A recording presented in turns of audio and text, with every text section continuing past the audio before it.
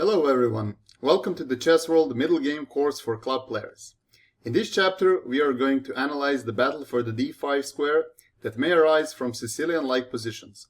The chapter itself is consisted of several games that will help us understand the positional battle for the d5 square. The first game we are going to analyze is between Efim Geller and Mario Bertok, played in 1961. Geller was a great expert for these positions, so it's no surprise we'll be looking at his games. So, without any further ado, let's get started with the game. e4, c5. So, with these two moves, we are entering the well-known Sicilian territory. Knight f3, d6, d4, c takes d4, knight takes d4, knight f6. So, developing the knight and also attacking the e4 pawn. White also develops his knight on c3, which protects e4 pawn and controls d5 square. This is the main position of the open Sicilian, where black has many options at his disposal. In the game, he decided to play a6, taking the b5 square under control. This variation is known as the Najdorf variation, and it's the most popular option for black in this position. And in this position, white plays bishop e2, which is a more positional approach compared to the more aggressive lines like bishop e3, bishop c4, h3, f4, f3. That all may lead to very complicated and sharp positions. But as we said, in the game, Geller decided to play bishop e2, and after this move, black plays actively in the center and plays e5, attacking the knight on d4. Another option for black was to play e6, which would lead to a completely different kind of position. So after bishop e2, e5, white retreats his knight to b3.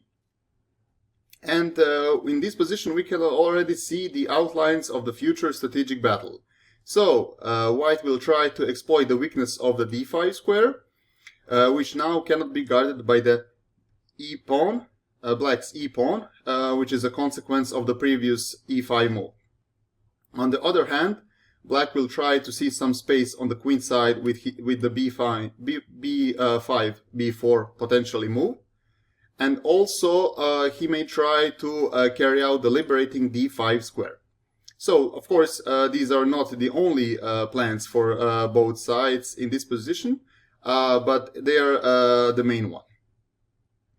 After knight b3, black decides to develop his bishop on e7, very logical move. After this, white plays castle, black also castles, so very logical moves from the both sides. White plays bishop e3, developing the bishop on an active position. And here in this position, black can play several moves. Let's first see what happens if he immediately plays a b5 move, trying to see some space on the queen side, which is not the best move because in this case white is more developed and more prepared for tactical play. So after b5, white should play a4, immediately attacking the b5 pawn. Black plays b4. So this is the most consistent move because black wants to avoid opening of the a file. After something like b takes a4, rook takes a4, black's pawn on a6 is very weak, and white's bishops are eyeing the black's queen side. So here white has free advantage. So instead of that, black should try playing b4, but now in this case white jumps to the d5 square, and in this position the best move for black is to try and develop his bishop with bishop e6. But before we go into that line, let's see what happens if Black tries to take the pawn on e4 with this. And of course, this greedy move is not good, because after bishop f3, white is exploiting the fact that black hasn't developed his queen side, and also that his rook on a8 is in very dangerous place, so at this diagonal. In this position, black may try to hold his knight on a4. But first let's see if he retreats. For example, if he plays knight to g5, white simply takes on e7 with check, black recaptures, and white takes the whole rook with the winning position. So instead of that, black can also try to defend the knight with the pawn, f5, but this is also not the good move for black, because after that white can simply take on e4, black recaptures, knight takes on e7 with check, queen takes on e7, and after knight d5 we can see that white is exploiting the weaknesses in black's position and is also winning the whole rook. So with that in mind, we see that after bishop f3, black is in serious trouble, and the best move for him in this position is bishop f5, also defending the knight on a4. But after this, white continues to play actively, bishop b6, attacking the queen, queen d7, and after rook e1, we can see that still black cannot hold his knight on e4, and after that his position, he has to retreat his knight, and after that he's losing serious material. So after knight g5, knight takes on e7 with check, queen takes e7, bishop takes e8, white takes the rook, and black may try to complicate the matters in this position and play knight d7, attacking both the bishop on b6 and also the rook on the bishop on a8.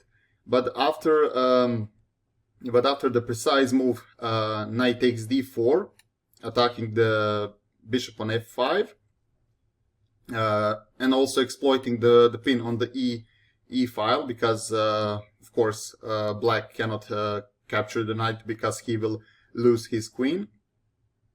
After knight d4, black retreats his knight, bishop on g6, knight jumps to c6, attacking the queen, queen f6, and after this white has a nice move, bishop d8, and this forces black to play rook takes d8, knight takes on d8, queen takes on d8, and queen takes d6, with big material advantage for white, and of course a winning position.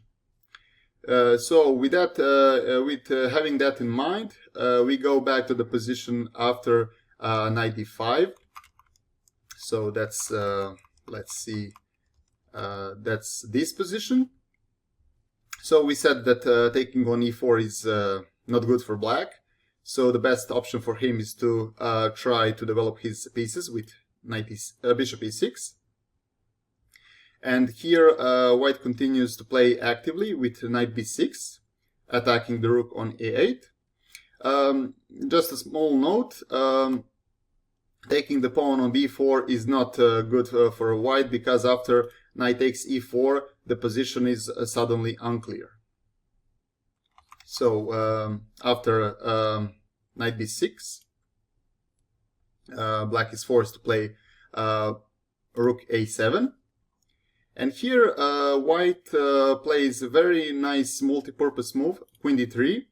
So the purpose of this move is to defend the pawn on e4 and also free d1 square for the rook. And in this position, white has a slight advantage, And let's, for example, see what happens if if black tries to play a natural move a5, trying to stabilize his queenside. Here, white immediately exploits the newly created b5 square and plays queen b5, attacking the a5 pawn. Sorry. So we can see how white is exploiting the weaknesses created on the black's queenside.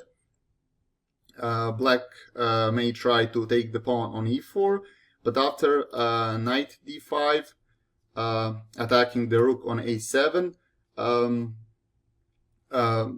black's rook is forced to occupy the clumsy d7 square, rook d7, bishop b6, attacking the queen, queen c8, and after this, white takes the very important dark squared bishop with knight e7, also giving check. Rook takes on e7, and after knight takes a5, white has clear advantage because black's queenside is in ruins, and he has also a very strong bishop pair. Sorry. It should be noted that in this position, black cannot take the pawn on c2 with queen takes c2, because after bishop d3, he cannot protect the knight on e4, and he loses a piece. So we covered, with that in mind, we covered the b5, immediate b5 move. Instead of that, in this position, developing the bishop on e6 is considered a main move, and also, and in this position, black's plan may include playing the knight on d7 or on c6, depending on white's response, and perhaps playing with b5.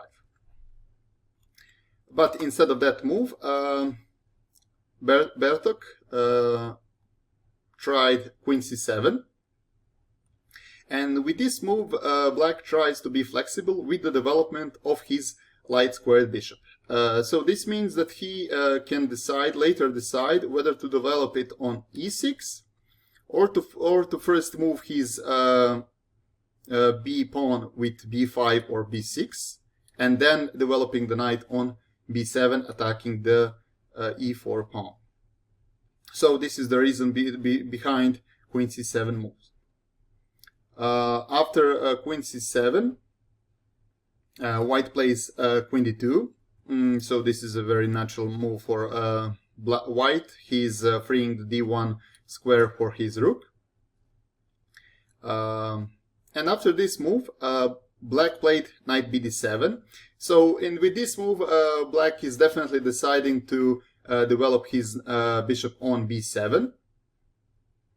Another option was to develop it on e6, as we already saw.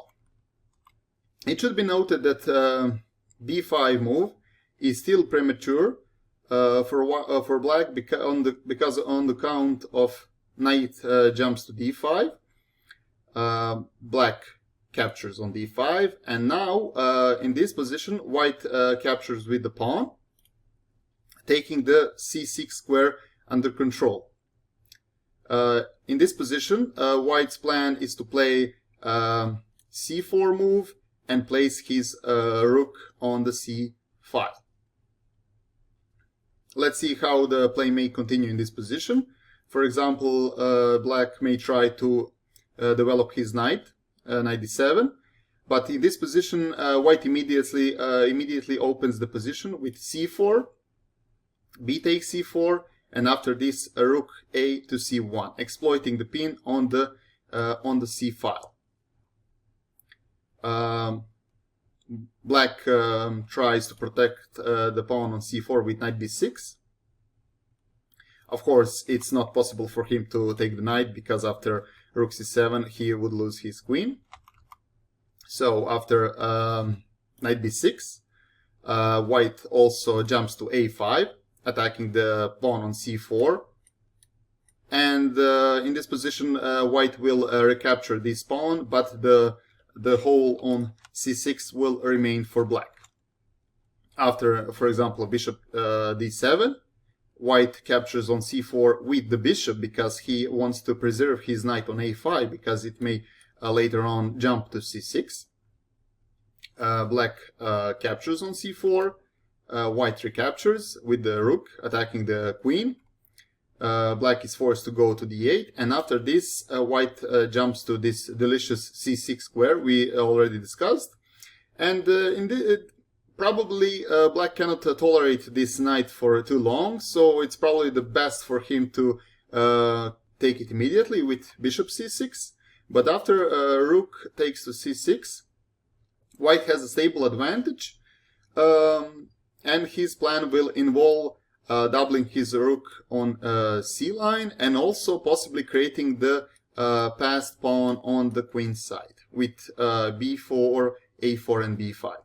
And also this bishop on e3 is much more active than the bishop on e7. So this is a very pleasant position for him, and he has a stable advantage. So with that in mind, we go back to the game continuation. Knight bd7. White plays a4 in this position, and now it's almost necessary to prevent the b5 move, since black is developed enough to play it.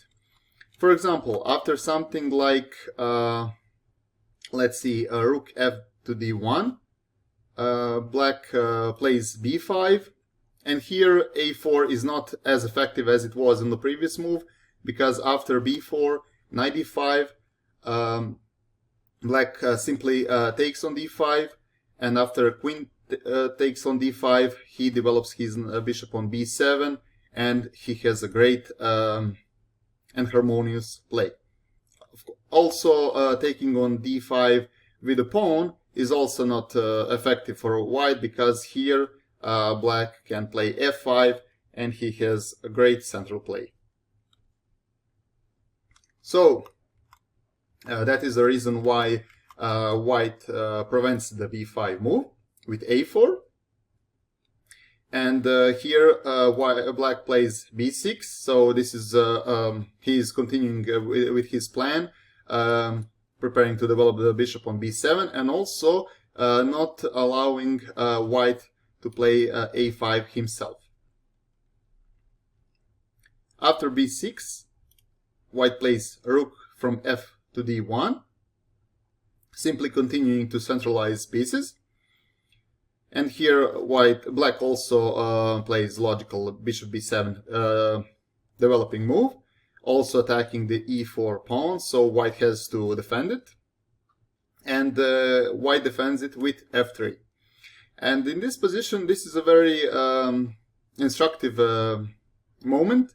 I would like to draw your attention how white's pawns on e4 and f3 are restricting black's bishop on b7. So black's bishop on b7 influence on the long diagonal is very much limited with these pawns.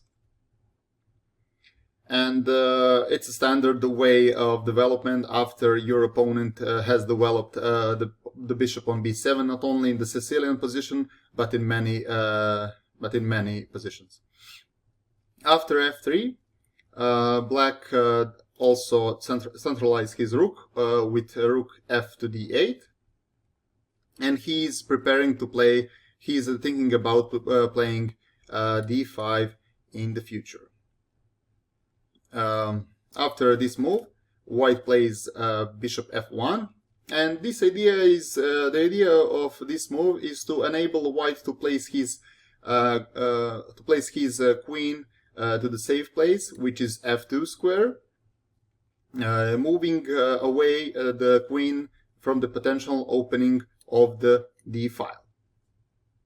And here in this position, after the series of the logical moves from both sides, white decides to play a dubious move, knight to c5. But the knight exchange will lead to a transformation of pawn structure that will be in white's favor. it was better for black to keep the tension and play the other rook to c8, centralizing his pieces and waiting to see what will white play. After knight to c5, white takes on c5 with the knight, and here black has tough choice. He takes in the game, he took with the pawn on c5. If he captures with his b pawn, with b takes c5, then after bishop c4, white has a clear advantage because of black structure. So let's see how these. We can see that how these pawns are restricting black's bishop on e7. And also, it should be noted that white's bishop on c4 is very active. It's eyeing the f7 square, controlling the d5 square. And also, white may have some additional plans in this position to play bishop g5, taking the knight on f6, and then even further strengthening his control of the d5 square.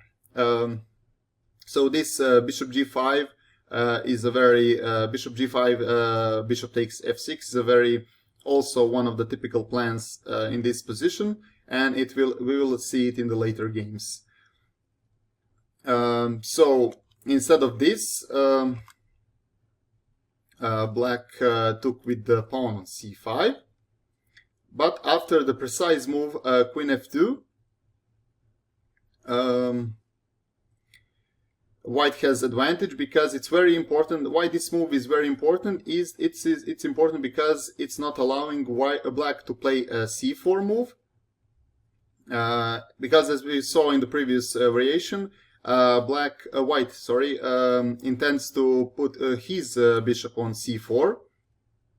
So let's see, for example, if he were to play something like queen e1, then after c4, suddenly black activates his bishop. He can place it on b4 or exchange it on c5, and suddenly he's not as passive as it was previously. So because of that, queen f2 is very important move. And in this position, black decides to exchange all of his rooks with rook takes d1, but the exchange of the rooks will not bring any relief to his position. Perhaps the best way to continue for black was to play rook to d4, offering the exchange. But here, of course, white is not forced to take this rook, and he just continues to improve his position with b3, taking the c4 square under control, and planning to place the bishop there, as we already said. Let's see. Of course, white is not interested in playing something like bishop takes d4, because this would be a very anti-positional move. Although white gets some material advantage in this position, black pieces would become much more active. For example, let's see what happens after black plays c takes d4, attacking the knight. White is forced to play this knight on a2. And here, after knight d7, we can see how much black pieces have improved. His black squared bishop will become very active after bishop g5 and bishop e3. And also this knight will come to c5, attacking the pawn on a4. And all his pieces will be placed harmoniously. So there is, of course, no need for white to enter this position. After rook to d4, we said that b3 is the best move. And let's see a sample line how the play may continue in this position. After something like rook from a to d8, white plays bishop d3. So for the time being, covering the d file and preparing to place his queen on e2. After bishop d3, black plays rook from 4 to d7, and here white plays queen e2. And in this position, I would like to pay your attention to this battery bishop plus queen on the f1 a6 diagonal. So here, attacking the weak a6 pawn, and this is a very typical motif for this position, and it should be remembered. After queen e2, black plays queen to c8, defending the a6 pawn, and here white plays nice move rook to d2, exploiting the bishop, the coverage of the bishop d3 move. And in this position, his plan is to double his rooks on the d file, and after that play bishop c4, and eventually we will get the position from the game. So bishop d4, rook to d4 was not was only delaying the eventual disappearance of the all rooks. So we go back to the game. After rook takes d1, white takes with the rook, black plays rook d8, rook takes d8 check, bishop takes d8, and here after bishop c4 we can see that white has reached his goal. His bishop on c4 is quite powerful, and the knight on c3 is ready to jump on d5 at the right moment. On the other hand, black's bishops, both black's bishops are restricted. Black won with his own pawns, so this bishop is restricted by the pawns on c5 and e5, and the bishop on b7 is restricted by the pawns on f3 and e4, as we already said. Last but not least, black's queenside pawns are weak, especially the one on a6. And it is in this from this position on, it is very instructive to follow how Geller converts his positional advantage. After bishop c4, black played bishop e7. White plays queen to e2, attacking the a6 pawn, as we already saw this motive. Black defends his pawn with queen c8, queen d3, improving the position of the queen, and also taking the control of d file. Here black plays h6. This move is preventing white from playing bishop g5, and it's also freeing some space for his king. After h6, white plays king to f1, so improving his. This is also very typical motive in this kind of positions where you have a stable advantage. White is first improving his king's position before taking some drastic actions. Bishop f8, king e1, bishop e7. So in this position we can see how passive black's position is, and he's sadly forced to only wait for white's actions. White plays bishop to f2, king f8, and here white plays bishop g3, attacking the e5 pawn and forcing black to weaken his control of the d5 square, because the only way to defend this pawn is with knight d7, because after some queen moves he would lose his pawn on a6. And after this move, white finally jumps to the d5 square. Here black played bishop g5, and here white continues to slowly improve his position with bishop f2, so potentially putting additional pressure on this queen side, so combining some motifs, potentially playing a5 at some point. It should be pointed out that after bishop g5, white could have won the pawn with knight takes b6, but this move is not practical. I mean, from the practical point of view, it's giving black some chances. After knight b6, queen d6 check, king to g8, queen b6, and here after queen d7, black is threatening to play queen d2, some checks. I mean, in this position, white is completely winning, but there is no reason to enter these kind of complications.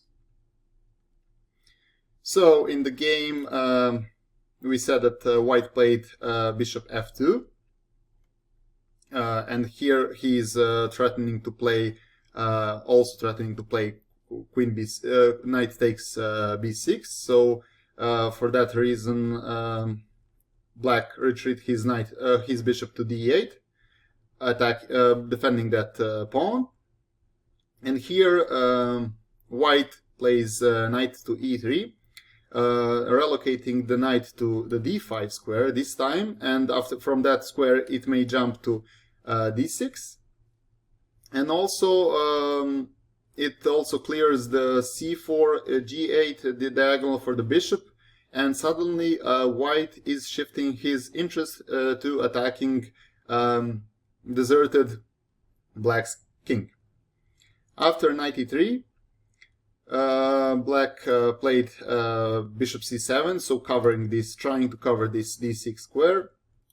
After knight f5, bishop b8, white played bishop to h4, and we can see in this position how all white's pieces are active. So it's a very and all the coordination of his pieces is very harmonious. And usually when the positional advantage reaches a certain level, tactical solution appears and decides the game, as we will shortly see. After bishop h4, black played queen c6, attacking the pawn on a4, but after bishop d5 he is forced to go back because he would otherwise lose his bishop on b7. So he plays queen to c8, and after this white plays bishop takes f7, and here is the promised blow we previously discussed. So now black's position is falling like a card house. In the game, black played a g5 because if he takes the bishop with the king takes on his f7. After queen c4, black in the best case loses his queen. After knight g6, queen e7, attacking both the king and the queen. If he tries to play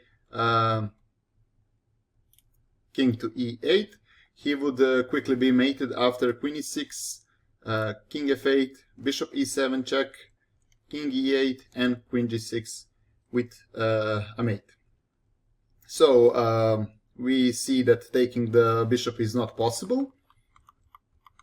So because of that, black is desperately trying to keep white's pieces away from his king.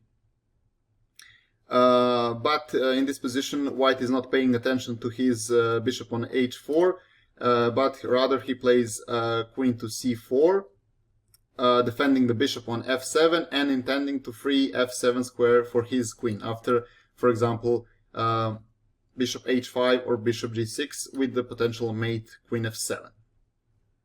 And because of that, black didn't... Oh, again, he doesn't take the bishop on h4, but he plays knight f6 because g takes h4 would lead after bishop h5. In this position, it is not possible for black to defend the f7 square, so he would need to play something like queen e8 in order to prevent the mate, but then he simply loses his queen and the game. So because of that, he played knight to f6, but after simple bishop f2, white is completely winning in this position because not only he is a pawn up, but he also has a strong attack against black king. I will quickly show the rest of the game. Black played queen to c6, bishop g6, again freeing the f7 square and threatening mate. White is defending the mate after with queen d7, and after it white plays a5 move, finally breaking black's queen side on the pawn. So we can again see the consequence of the position of black's pawn on a6, because if it were on a7, black would be able to hold this pawn on c5, but after a5 in this position, his queen side is completely falling apart. He played in this position bishop to a7. White takes the pawn, black recaptures, and after bishop takes c5, white is taking everything in this position. Bishop takes c5, queen takes c5 with check, king to g8, and here after queen e5, white takes another pawn, and in this hopeless position black resigned. So that would be all for this game.